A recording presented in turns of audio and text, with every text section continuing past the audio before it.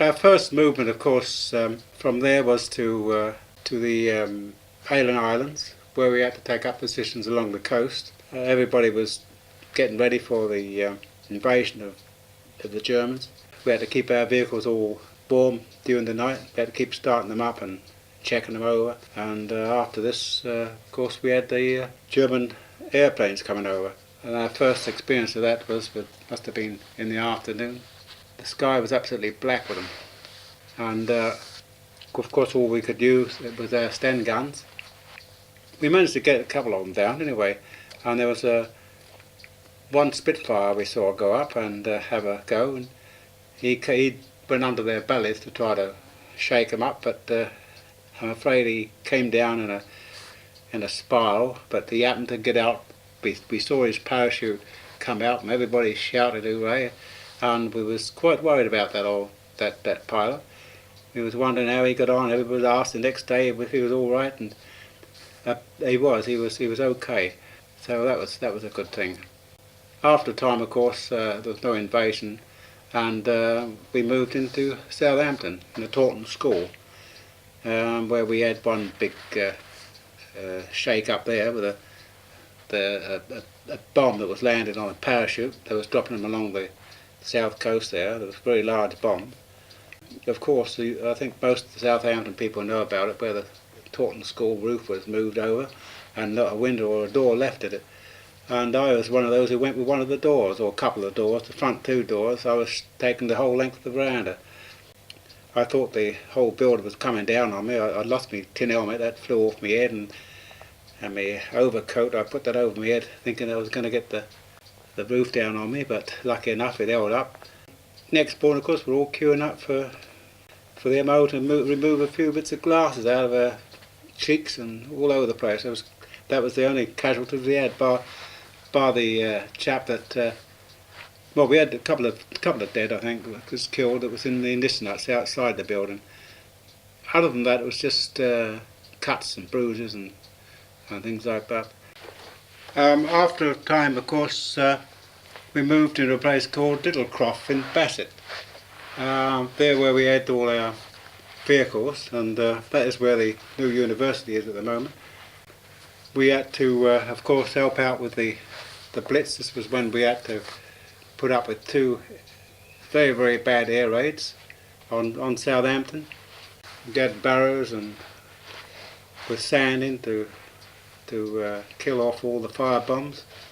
We had quite a few nervous occurrences there with bombs. We had one evening I went out and went to a cinema down at Walston, and while we was in there, of course, the air raid went. That went every night, and we did on 8 o'clock every time we used to start up. This time, of course, it was just indiscriminate bombing of, one here and one there. But this particular night, the air raid went, and we all was told to get out of the cinema. Of course, the air raid shelter outside the cinema was all full up, so I decided to walk on home. Walking down the road with my mate, we came across a couple, a very old couple, and the old chap said, I must leave my sister, he said, and could you see her home? So we asked where she lived, and it was down, I forget where the old University Road is. It goes down there where the old dairy used to be. Anyway, we said we would, and we took her home, and as we was walking down this road, we heard a plane come over, and the next minute we heard the whistling of a bomb coming down. So we pushed her in the gutter, and we fell down on top of her, and all of a sudden across the other side of the road a house went up. And that was the first one, and then another one went up, and then another one went up. One landed in the road and one on the dairy, and everybody can confirm that, I think, a lot of people. In fact, the marks are still on the wall now, on the house, where they can see whether they patched it all up. And that was another near one, but the funny part about this was that we picked the woman up and saw her at Anderson's shoulder. We pulled her over the fence. We couldn't find the gate. It was dark, of course. We pulled her over the fence, pushed her in this air raid shelter. Of course, we didn't know it was full of water. It went up to a waist of water. So We had to pull her back out of there before we drowned her, and we asked her where she lived. She said, "Oh," she said, "not very far now." She said, "It's just round the corner there." So anyway, we took her round the corner and then started to go home. Well, go back to Littlecroft. That was the house we was in. On our way back to our billet, the old sirens, of course, they all clear hadn't gone. They were still dropping bombs here and there. And we got to a corporation place where they had a lot of pipes and stuff all stored up there. There was the, what all the rubble that the council stacks up, and of course it was all surrounded by a big metal fence. And walking along there, of course, one bomb, as we just passed the place, one bomb came down right in the middle of this yard.